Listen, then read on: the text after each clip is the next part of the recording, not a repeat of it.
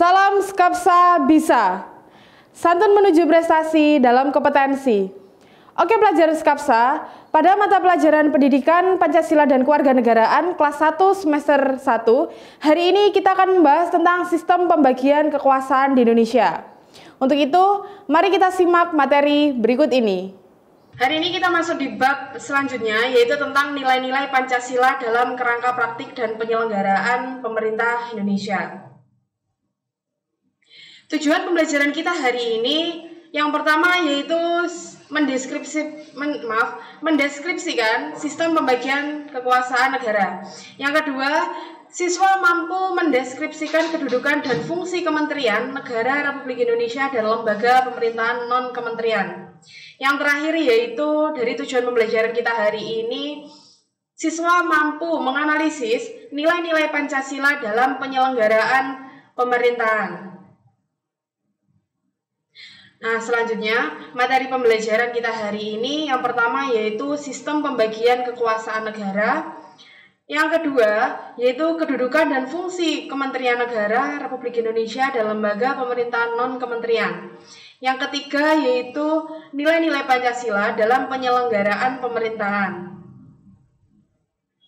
Nah, kalian tahu nggak sih sistem pemerintahan itu apa? Jadi sistem pemerintahan itu merupakan sistem yang digunakan oleh pemerintah sebuah negara untuk mengatur negaranya tersebut. Dan sistem pemerintahan itu berisi sekumpulan aturan-aturan dasar mengenai pola kepemimpinan, pola pengambilan keputusan, pola pengambilan kebijakan, dan berbagai macam hal lainnya.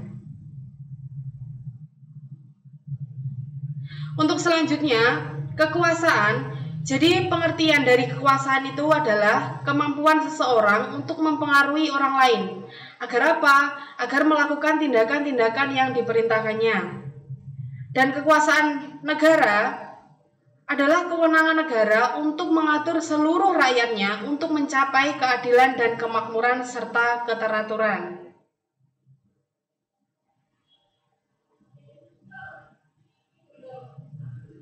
Yang selanjutnya, jadi kekuasaan negara menurut John Locke dalam bukunya yang berjudul Two Treatises of Government mengusulkan agar pembagian kekuasaan negara menjadi tiga tipe kekuasaan, yaitu yang pertama kekuasaan legislatif, yang kedua kekuasaan eksekutif, dan yang ketiga yaitu kekuasaan federatif.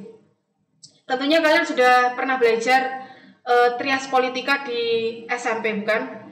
Jadi yang pertama yaitu ada kekuasaan legislatif. Kekuasaan legislatif itu merupakan kekuasaan untuk membuat dan menyusun undang-undang. Yang kedua, kekuasaan eksekutif itu merupakan kekuasaan untuk membuat dan menyusun undang-undang. Yang ketiga, yang terakhir dari kekuasaan negara menurut John Locke, yaitu kekuasaan federatif, yaitu kekuasaan untuk melaksanakan hubungan luar negeri. Dan selanjutnya, kekuasaan negara menurut Montesquieu.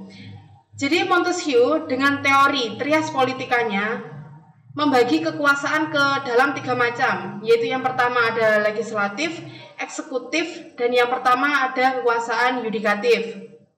Pengertian dari kekuasaan legislatif yang pertama, menurut Montesquieu, yaitu kekuasaan untuk membuat dan membentuk undang-undang. Yang kedua, kekuasaan eksekutif, yaitu kekuasaan untuk melaksanakan undang-undang. Yang ketiga, yang terakhir dari kekuasaan negara Montesquieu, yaitu ada kekuasaan yudikatif, yaitu kekuasaan untuk mempertahankan undang-undang, termasuk kekuasaan untuk mengadili setiap pelanggaran terhadap undang-undang oleh warga negara. Jadi kalian bisa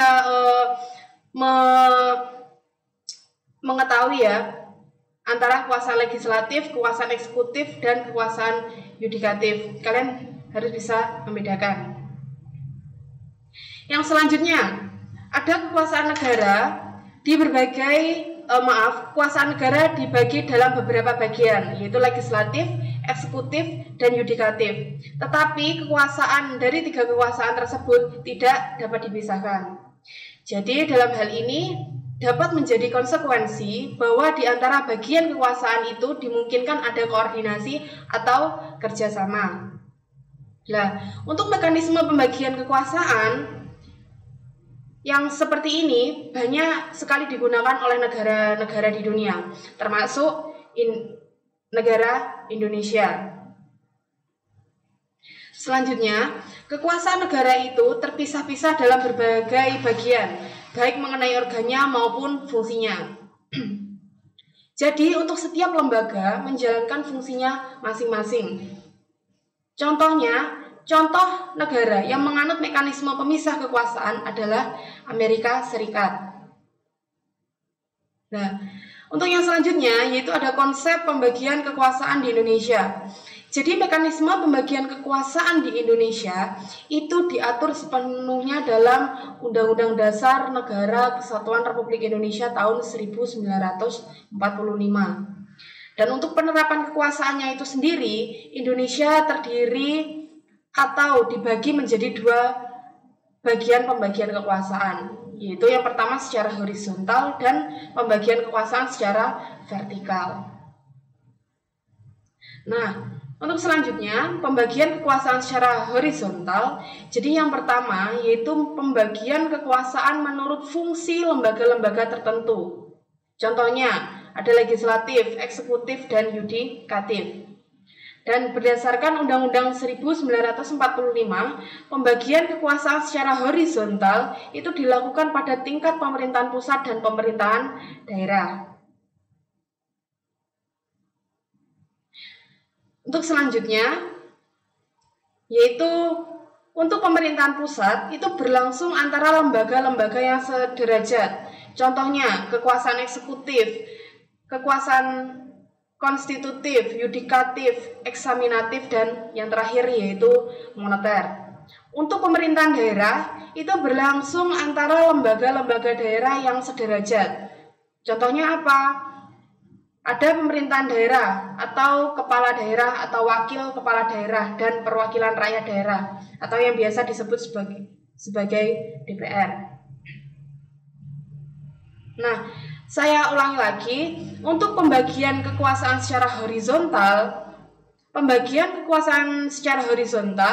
ini pada mulanya mencakup 3 kekuasaan, yaitu ada legislatif, eksekutif, dan yang terakhir ada yudikatif. Nah, sejalan berkembangnya waktu atau seiring berjalannya waktu, kecakupan pembagian kekuasaan secara horizontal ini bertambah hingga mencakup menjadi 6 kekuasaan, yaitu sebagai berikut. Yang pertama ada kekuasaan legislatif, kekuasaan eksekutif, ada kekuasaan yudikatif, kekuasaan konstitutif, kekuasaan eksaminatif, dan yang terakhir ada kekuasaan moneter.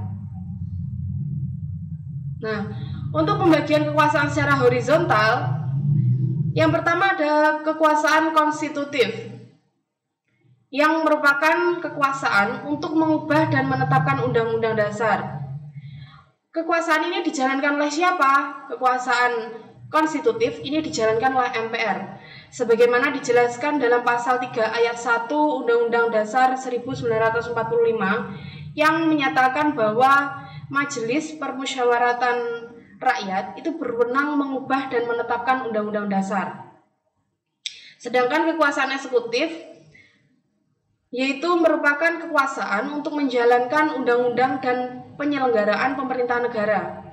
Jadi kekuasaan ini dipegang oleh siapa? Kekuasaan eksekutif ini dipegang oleh presiden. Sebagaimana ketentuan dalam pasal 4 ayat 1 Undang-Undang 1945 yang menyatakan bahwa Presiden Republik Indonesia memegang kekuasaan pemerintahan menurut Undang-Undang Dasar 1945. Sedangkan kekuasaan legislatif yaitu kekuasaan untuk membentuk undang-undang. Jadi kekuasaan ini dipegang oleh DPR sebagaimana ditegaskan dalam pasal 20 ayat 1 Undang-Undang 1945 yang menyatakan bahwa Dewan Perwakilan Rakyat atau DPR itu memegang kekuasaan pembentukan undang-undang.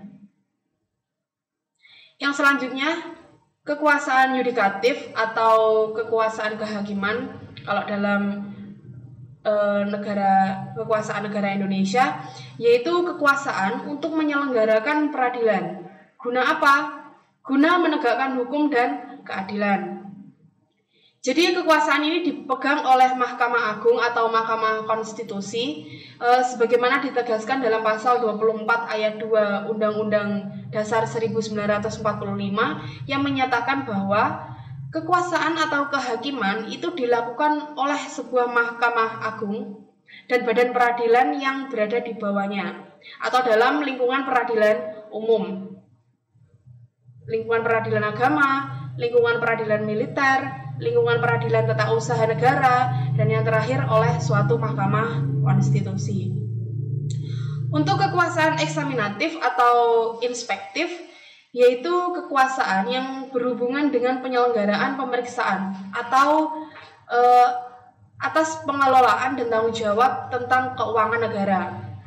Jadi kekuasaan ini dijalankan oleh Badan Pemeriksa Keuangan atau BPK sebagaimana dijelaskan dalam pasal 23E ayat 1 Undang-Undang Dasar 1945 yang menyatakan bahwa untuk pemeriksaan pengelolaan dan tanggung jawab tentang keuangan negara diadakan satu badan pemeriksaan keuangan yang bebas dan mandiri.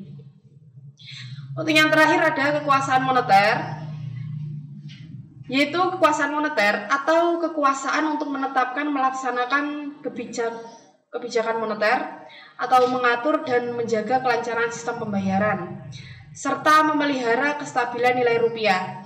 Jadi kekuasaan ini dijalankan oleh Bank Indonesia selaku bank sentral di Indonesia dan sebagaimana dijelaskan dalam pasal 23D Undang-Undang Dasar 1945 yang menyatakan bahwa negara itu memiliki suatu bank sentral yang susunan, kedudukan, kewenangan, tanggung jawab, dan independensinya itu diatur dalam Undang-Undang Dasar.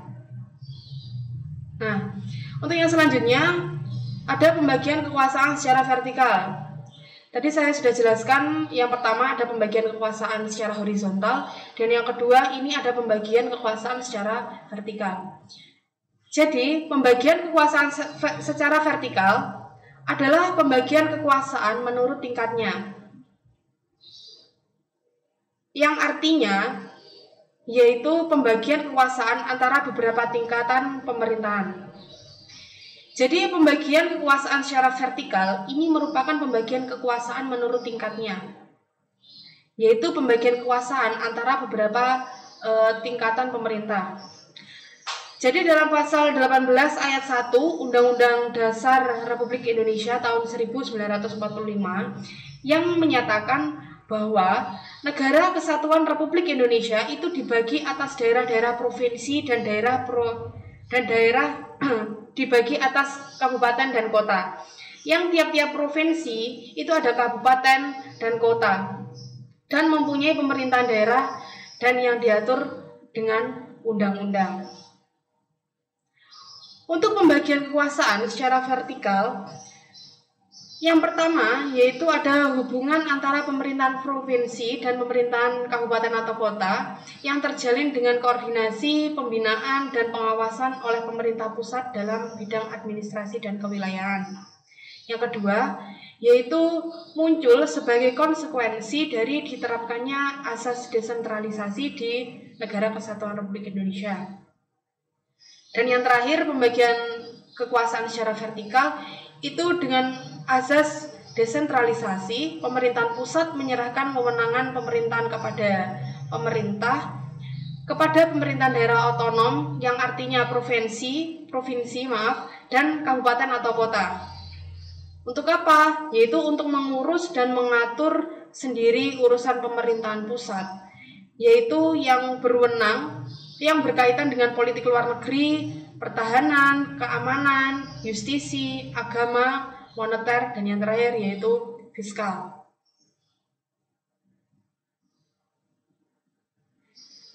Setelah saya jelaskan sistem pembagian kekuasaan di Indonesia, Hari ini saya memberikan tugas, yaitu kalian menganalisis tentang trias politika, teori John Locke, dan teori Montesquieu. Jadi, bagaimana konsep tentang kekuasaan negara di Indonesia? Apakah juga menggunakan teori tersebut, dan bagaimana penerapannya?